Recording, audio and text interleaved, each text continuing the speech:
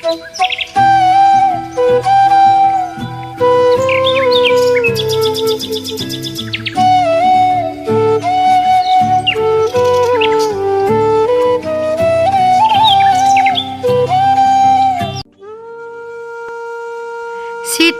नामक गांव में रामदीन नामक एक बेहद गरीब आदमी रहता था। बचपन से आज तक का उसका जीवन अभावों में ही बीता था।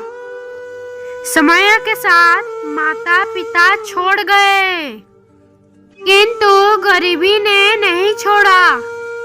शादी हो गई, बच्चे हो गए, मगर भाग्य लक्ष्मी नहीं आई। रामदीन बेहद दुखी रहता। कई बार सोचता आत्मघात कर लूं, मगर पत्नी और बच्चों का ख्याल करके ऐसा नहीं कर पाता था। ऐसा भी नहीं था कि वह निकम्मा था, खूब मेहनत करता था, किंतु मेहनत का फल नहीं मिल पाता था।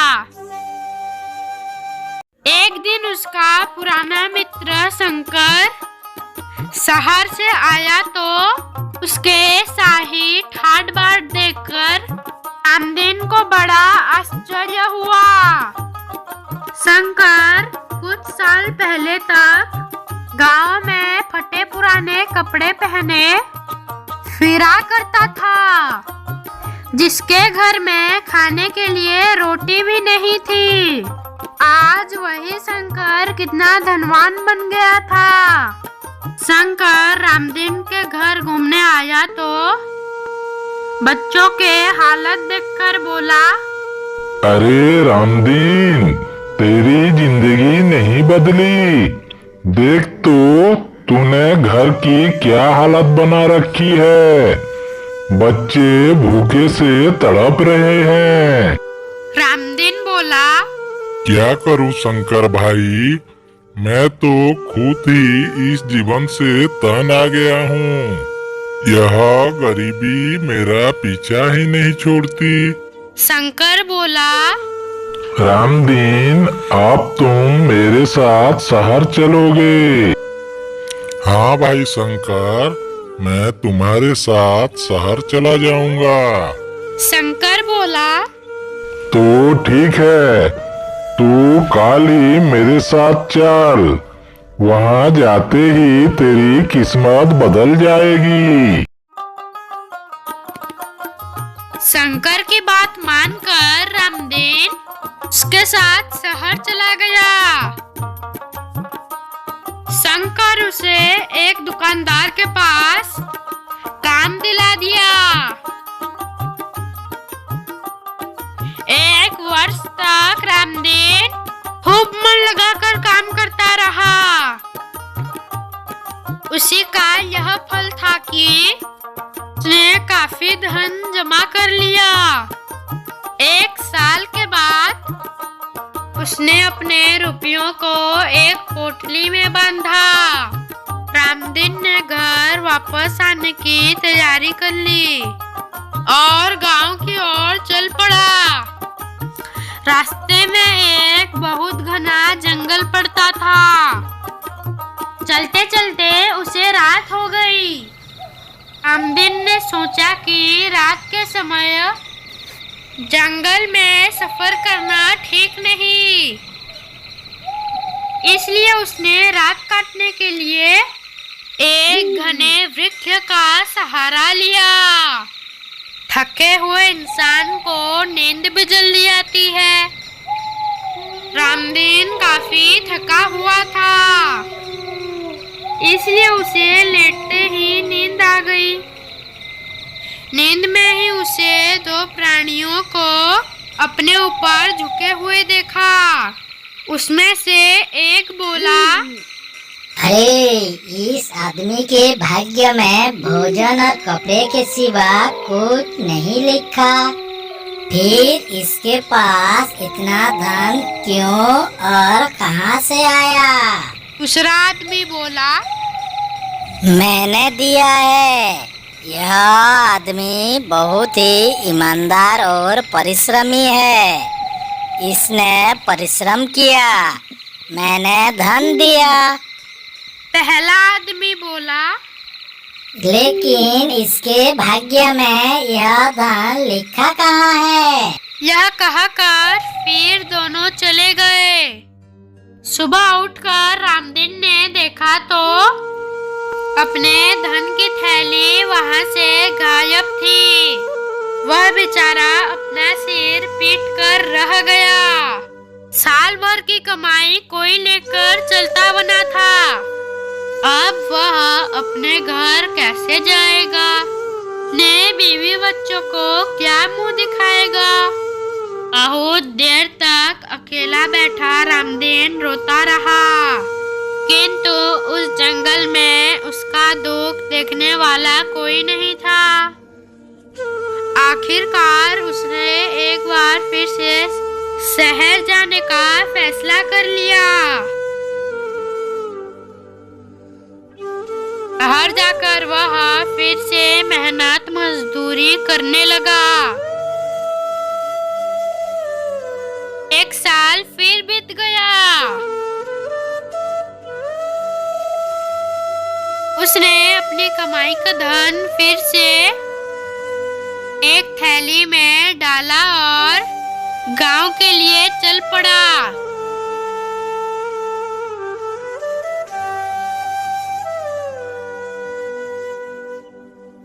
पहले की भांति उसने उस जंगल के घने पेड़ के नीचे रात काटने का निर्णय लिया। हरी भरी घास पर बड़े आनंद से सो गया।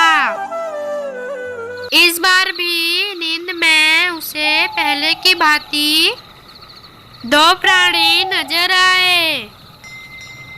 दोनों उसके ऊपर झुके हुए थे। एक ने कहा, भैया कर्म, एक बार फिर यह ढेर सा धन कमा लाया। कुछ समझ नहीं आता, जो चीज इसके नसीब में नहीं वह तुम उसे क्यों देते हो? कर्म बोला, अरे भाई, जो परिश्रम करेगा वह तो धन कमाएगा ही। यह बेचारा गरीब दिन रात मेहनत करता रहा है, फिर धन क्यों ना कमाए? तुम जानते ही हो कि मैं हर परिश्रमी आदमी को उसका फल देता हूँ, और तुम हो कि मैं तो भाग्य हूँ। जब तुम अपना काम पूरा कर लेते हो तो मेरा काम शुरू होता है। तुमने इसकी मेहनत का फल इसे दे दिया, मगर जब इसके भाग्य में यह लिखा ही नहीं है तो। यह कहते हुए उस आदमी ने रखी पैसों की थैली ले गए और दोनों चल गए। रामदीन एकदम से घबरा के उठा। उसने उठकर जैसे ही ने रुपयों वाली थैली को देखना चाहा तो उसका दिल एकदम से डूबने लगा। रुपयों की थैली वहां नहीं थी। रामदीन बोला, हे भगवान, यह मेरे साथ क्या अन्याय हो रहा है? मेरी साल भर की कमाई एक रात में ही क्यों हवा बनकर उड़ जाती है? अब तो मैं कमा कमा कर बहुत थक गया हूँ। अब मेरे शरीर में इतनी शक्ति भी नहीं रही कि मैं और इतना कड़ा परिश्रम पुनः कर सकूं। अब तो इस जीवन से मरना ही अच्छा है। यह कहते हुए रामदीन ने पहाड़ की ऊंची चोटी से नीचे कूदकर आत्महत्या करने की कोशिश करने लगा। उसी समय आकाशवाणी हुई, हे भले मानव, तुम यह क्या कर रहे हो? यह मत भूल कि मैंने धरती पर तुझे जीने के लिए भेजा है, और तुझे यह भी बता दूं कि जन्म से पूर्व ही मैंने तेरा भाग्य भी लिख दिया था। मगर एक तुम हो कि धन पाते ही मुझे भी भूल गए। यह भी भूल गए कि तुम्हें कोई जन्म देने वाला भी है। धन कमाते ही तुम ईश्वर को भूल गए। ओ मूर्ख प्राणी, केवल धन ही तो जीवन नहीं है। फिर तुझे आत्महत्या करने की अधिकार ही क्या है? यह जीवन तुम्हारा अपना नहीं, मेरा है। मैं ही जीवन देता हूँ और मैं ही जीवन लेता हूँ। अब तू घर जा, चिंता छोड़ दे। धन जोड़ने से इंसान को शांति नहीं मिलती। मैंने तेरे खाने पीने की जिम्मेदारी ले रखी है, फिर तू क्यों चिंता में मरा जा रहा है? तो जहाँ भी जाएगा तेरा भाग्य तेरे साथ जाएगा। रोने धोने और चिंता करने से कुछ नहीं होता। इस आकाशवाणी को सुनकर रामदीन वापस अपने घर की ओर चल पड़ा।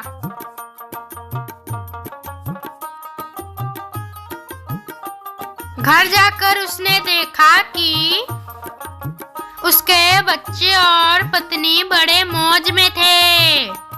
घर में खूब रौनक था। सब ने नए वस्त्र पहन रखे थे। रामदीन ने उसकी पत्नी से पूछा, भाग्यवान, यह सब क्या है?